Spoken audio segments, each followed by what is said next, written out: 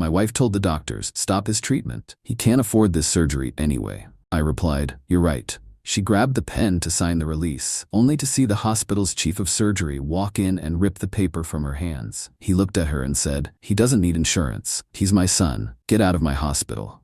I should probably start with how I ended up needing emergency surgery at St. Mary's Medical Center at 2 a.m. on a Wednesday. But honestly, that part's not as important as what happened after. The aneurysm in my brain decided to rupture while I was sleeping. One second, I'm dreaming about something I can't remember. Next second, I'm screaming in pain, so intense I thought my skull was splitting open.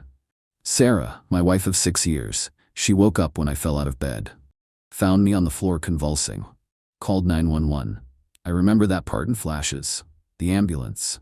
The lights. The EMTs asking me questions I couldn't answer because my brain felt like it was on fire. St. Mary's is where they took me. The best neurosurgery program in the state. Also the most expensive. Also, and I didn't know this until later, where my father worked as chief of surgery. I hadn't spoken to my father in 8 years. But I'm getting ahead of myself.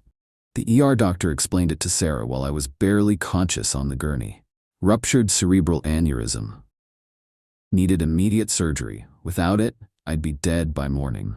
With it, I had maybe a 70% chance if they operated in the next 2 hours. How much? Sarah asked.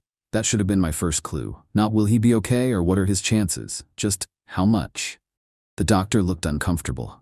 Without insurance, the surgery alone is around $150,000. ICU stay, recovery, follow-up care, you're looking at close to $300,000 total.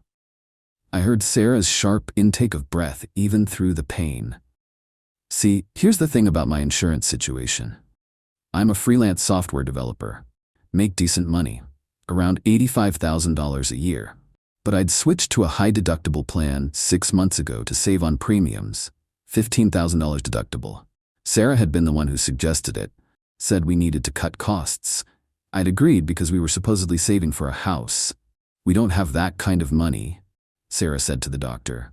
We have the health savings account, I managed to say through gritted teeth. And the emergency fund.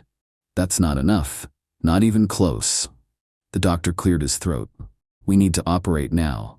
We can work out payment plans later. Your husband's life. I need to think about this. The doctor's expression changed, hardened. Ma'am, your husband will die without this surgery, tonight. I understand that, but we have a daughter. We have a mortgage. I can't bankrupt our family. We didn't have a daughter. We'd been trying for years. No luck. I was too out of it to process that lie right then. The pain was too intense. They moved me to a pre-op room, gave me something for the pain that barely touched it. Sarah stood in the corner making phone calls. I heard her talking to someone. Couldn't make out the words.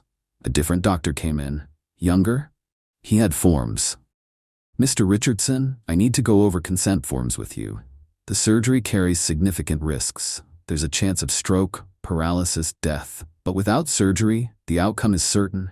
You'll die, probably within hours. I tried to nod, couldn't move my head without agony shooting through my skull. Sarah stepped forward. He can't afford this surgery. We can't afford it. Mrs. Richardson, we have financial assistance programs. Stop his treatment. The room went silent except for the beeping monitors. I'm sorry, the doctor said. He can't afford this surgery anyway. Just make him comfortable. We'll sign a DNR. The doctor looked at me. I looked back. And in that moment, in that hospital room with my brain literally bleeding, I made a decision. She's right, I said. Sarah's head whipped toward me. What? You're right. Can't afford it. Don't do the surgery. The young doctor looked between us, clearly uncomfortable. Mr. Richardson, you're essentially choosing death over debt. Guess so. Sarah moved to my bedside, grabbed my hand. Her eyes were shining with tears. Baby, I'm so sorry. I wish there was another way. I looked at her. Really looked at her, and I saw it, relief. She was relieved. Where's the form? She asked the doctor. He reluctantly pulled out a paper. Treatment refusal form. Sarah took the pen, started reading through it quickly. Too quickly, like she couldn't wait to sign it. Her hand was shaking slightly as she found the signature line. Put pen to paper. I closed my eyes. Not from pain this time. From understanding. She wanted me dead. I didn't know why yet. But I knew it with absolute certainty. My wife of 6 years wanted me to die in that hospital. The door burst open. I opened my eyes. A man in a white coat walked in. Older, maybe late 50s. Gray hair, sharp eyes. He saw Sarah with pen touching the signature line. Looked at me. His face changed completely. "What the hell is going on in here?" he demanded, crossing the room in 3 strides. The young doctor straightened up. "Dr. Richardson, I wasn't aware you were on call tonight." "Dr. Richardson, my father's name." Sarah looked up, startled. "Who are you?" My father ripped the paper from her hands. She dropped the pen in shock. "I'm the chief of surgery at this hospital, and I'm asking why my patient is signing a treatment refusal form for a ruptured cerebral aneurysm." "Your patient can't afford the surgery," Sarah said. Her voice had an edge now. "We're declining treatment." My father walked over to her, took the form from her hands, looked at my name on it. His face went white. "Marcus?" he said quietly. I hadn't heard my father say my name in 8 years. "Hey, Dad." The young doctor's eyes went wide. "Wait, this is your..." "Out," my father said. Not to me, to the doctor, to Sarah. "Everyone out, now." "I'm his wife," Sarah protested. "You can't." My father rounded on her, and I saw something I'd never seen before. Fury, pure controlled fury. "He doesn't need insurance, he's my son. Get out of my hospital." Sarah stood there, stunned. "Now," my father said. His voice was steel. The young doctor left immediately. Sarah stayed frozen. "Mrs. Richardson," my father said, his voice dropping to something cold and dangerous. "Leave this room, leave this floor, and don't come back. Security will escort you out if necessary." "You can't do this. I'm his wife. I have medical power of attorney." "Not anymore. Marcus is conscious and making his own decisions. And as chief of surgery, I'm making a medical determination that your presence is detrimental to my patient's mental well-being and recovery. Leave." Sarah looked at me. I looked back and said nothing. She left. The door closed. My father stood there for a moment. Then he moved to my bedside. "I didn't know you were in the city," he said quietly. "Been here 3 years. You didn't call." "You didn't either." He nodded, pulled up a chair, sat down heavily. "I'm going to fix this," he said. "The aneurysm, I'm doing the surgery myself." "Dad, you don't have to." "Yes, I do, because you're my son. And because I've already lost 8 years. I'm not losing you permanently." The pain in my head was still there, but something else hurt now too, something in my chest. "I'm sorry," I said, "for leaving, for not calling, for... We'll talk about all of that after I save your life. Deal?" "Deal." He stood up, started for the door, paused. "Marcus?" "Yeah, your wife. Something's wrong there?" "The way she talked about the money, the way she wanted you to refuse treatment. That wasn't normal spousal concern. That was something else." "I know. We'll deal with that too. After." He left to prep for surgery. I found out later what happened while I was under. My father assembled his best surgical team. The surgery took 6 hours. At one point my blood pressure dropped so low they almost lost me. My father refused to give up, kept working, brought me back.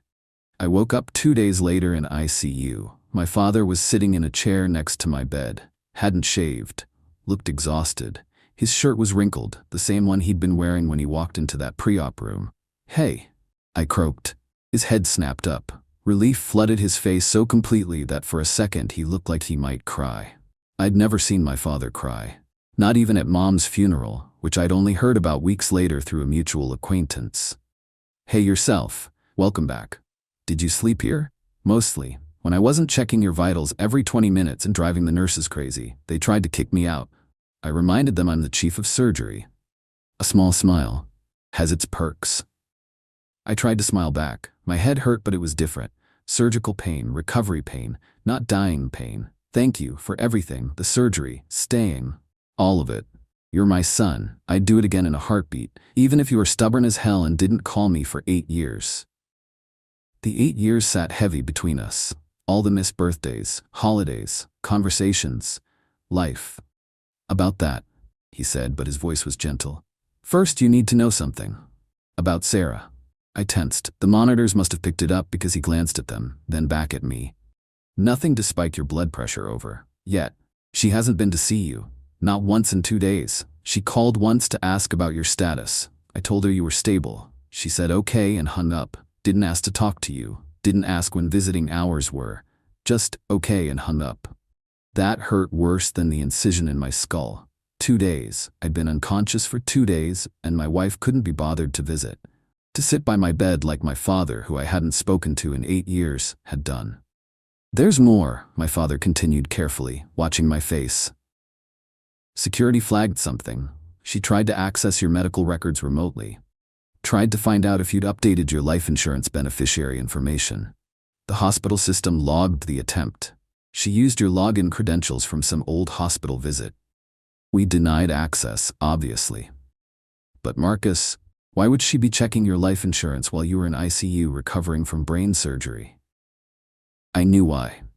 In the fog of pain and medication, I knew exactly why. I have a policy through my professional association. $500,000. She's the beneficiary. We set it up when we got married. My father's jaw tightened. "She wanted you to die." Yeah. I figured that out when she tried to get me to refuse treatment. "We need to prove it." "How?" "Leave that to me. You focus on getting better. I'm going to focus on making sure your wife faces consequences." Over the next week, while I recovered in the hospital, my father did 2 things. First, he made sure I got the absolute best care possible. Came in every morning, checked my progress, adjusted medications, consulted with the neurology team. He was my doctor, but more than that, he was my father. And for the first time in 8 years, I felt like I had family again.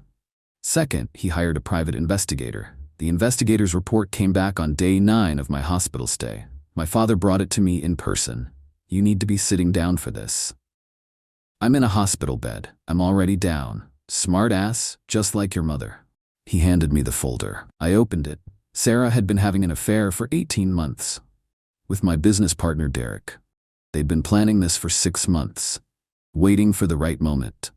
The moment came when I switched to the high-deductible insurance plan, a switch Sarah had suggested and I'd stupidly agreed to. The plan was simple. Wait for a medical emergency. Any medical emergency. Convince me to refuse treatment. I die. She gets the life insurance. She and Derek split the money and start a new life together. The PI had emails, text messages, photos of them together at hotels, plans they'd made, houses they'd looked at, even a conversation about what they'd do with the money. I read it all, didn't say anything for a long time. "Marcus," my father said gently, "I need you to do something for me. Anything. Don't tell her I'm going to be okay. Don't tell her the surgery was successful. Let her think I'm still critical, that I might not make it." My father's eyes sharpened. "What are you thinking?" "I'm thinking she needs to believe she almost got away with it, right up until the moment she realizes she didn't." "I like the way you think. What else?" "Can you get me a lawyer? A really good one?" "I know several." The lawyer's name was Patricia Chen. She was expensive, ruthless, and brilliant. My father paid her retainer before I could argue. "Consider it 8 years of missed birthday presents," he said. Patricia heard my story. Read the investigator's report. Her expression never changed. "We can do attempted murder, medical neglect, fraud regarding the life insurance, possibly conspiracy with Derek if we can prove he knew about the plan." "I don't want her in jail." Patricia raised an eyebrow. "You want to go easier on her?" "No. I want to destroy her financially and socially, make her wish she'd gone to jail instead." "Now you're speaking my language." Here's what we did. First, I recovered. 3 weeks in the hospital total. My father discharged me to a rehabilitation center where I did physical therapy. Needed to regain full motor control. The surgery had been a success, but recovery was slow. During this time, Sarah called once a week, asked how I was doing. I kept my answers brief. Hanging in there. Still recovering. Never gave her details. My father, when she called the hospital, would give vague updates. "He's stable. We're monitoring him closely." Let her believe I was still in danger. Meanwhile, Patricia was working. She filed for divorce on my behalf, had Sarah served at work in front of Derek. That was intentional. She also filed a civil suit against Sarah for attempted fraud and financial damages. That got Sarah's lawyer involved immediately. Then came the depositions. Patricia deposed Sarah, asked her very specific questions about that night in the hospital, about her phone calls, about her relationship with Derek. Sarah lied. Under oath, said she'd been trying to protect our financial future, said she'd never wanted me to die, said she'd been making the tough choices because I wasn't capable. Patricia let her talk, let her commit to her lies. Then Patricia introduced the evidence, the PI report, the emails, the text messages, the photos. Sarah's lawyer went pale. Patricia asked one more question. Mrs. Richardson, do you still maintain you were acting in your husband's best interests when you attempted to deny him life-saving medical treatment? Sarah couldn't answer. The divorce went through in 4 months. I got the house. She got nothing. The prenup we'd signed, at her insistence ironically, protected my business assets. Since she'd committed adultery, proven by the PI report, she wasn't entitled to alimony. The civil suit settled. Sarah agreed to pay $50,000 in damages, sign away any rights to my life insurance, and accept full responsibility for her actions in a written statement. But here's the thing about going nuclear. You don't stop at legal victories.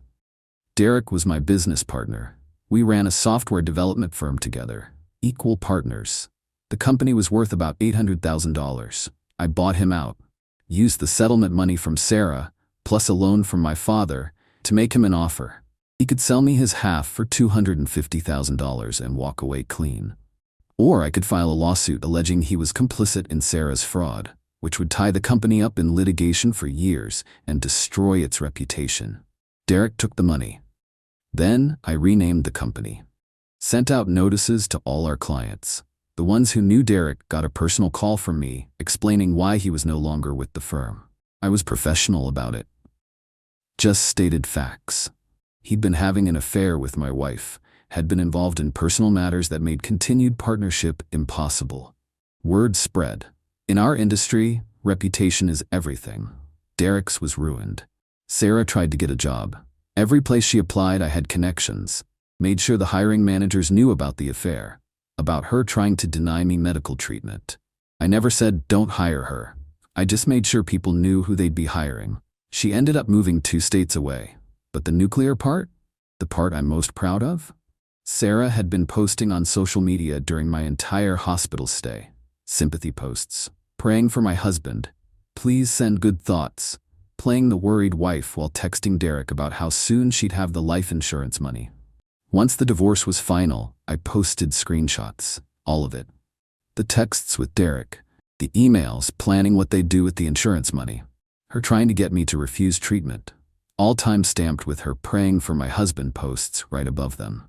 Captioned it, "Meet my ex-wife, who tried to let me die for insurance money while pretending to pray for my recovery." I posted it at 9 a.m. on a Monday. By noon it had 50,000 shares. By 5 p.m. it was trending. By the next morning it had been picked up by news outlets. Local news, then national. Someone made it into a TikTok that got 3 million views. YouTube commentary channels covered it. Reddit had multiple threads. Sarah's full name was in the post. Her face was in the screenshots. There was no hiding from it. Her employer, a marketing firm in the city, fired her by Wednesday. They released a statement saying they don't employ individuals whose actions reflect poorly on company values. She tried to claim wrongful termination. Her lawyer told her to drop it. The publicity would only make things worse. Her friends, the ones who'd been in her prayer circle, posting supportive comments during my hospital stay, they all deleted their comments. Blocked her. A few of them reached out to me to apologize for not seeing through her act. Her family called me. Her mother crying, asking me to take down the post, saying I was destroying her daughter's life. I reminded her that her daughter had tried to let me die. Her mother hung up on me. The post stayed up.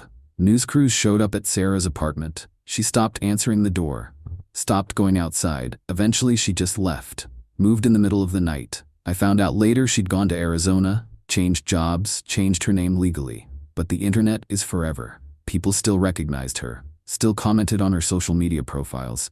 She deleted everything eventually. Good. That was 6 months ago. I'm fully recovered now. No lasting damage from the surgery. My father says it's a miracle. I think it's just good surgical skills. He says I'm a smart ass. I say I learned from the best. My father and I have dinner every Sunday now, sometimes at his place, sometimes at mine. We talk about everything. Work. Life. Mom, she passed away while we were estranged, and that's a wound that'll never fully heal. Brain cancer. She went from diagnosis to gone in 4 months. I found out 3 weeks after her funeral.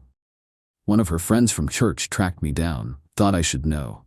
I'd driven to the cemetery alone, stood at her grave, cried for the first time in years. My father and I never talked about why I hadn't been there, why I hadn't known she was sick. But it sat between us at those early Sunday night dinners, like a third person at the table. Finally, about 2 months into our renewed relationship, he brought it up. "Your mother asked about you," he said quietly. We were at his place. He was grilling steaks. I was making a salad. Near the end, she was on a lot of morphine. Sometimes she'd forget. She'd ask where you were when you were coming to visit. I stopped chopping tomatoes. "What did you tell her?" "That you were busy, that you'd visit soon." I didn't have the heart to tell her we weren't speaking, that I didn't even have your current phone number. "I'm sorry, I should have." "Let me finish." He flipped the steaks. Didn't look at me. The fight we had, about medical school versus software development. I was an ass. I was trying to live my dreams through you, trying to make you into something you weren't. Your mother told me that. Many times. I didn't listen, and I lost 8 years with my son because of my pride. I left. I could have called, could have come back. Pride goes both ways. It does. But I'm your father. I should have been the bigger person. Should have reached out. Should have. He paused, took a breath. Should have told you it was okay to be exactly who you are. A brilliant software developer who makes more money than I do and is probably happier than if you'd spent 8 years in medical school resenting me. We didn't hug. Neither of us is particularly good at that.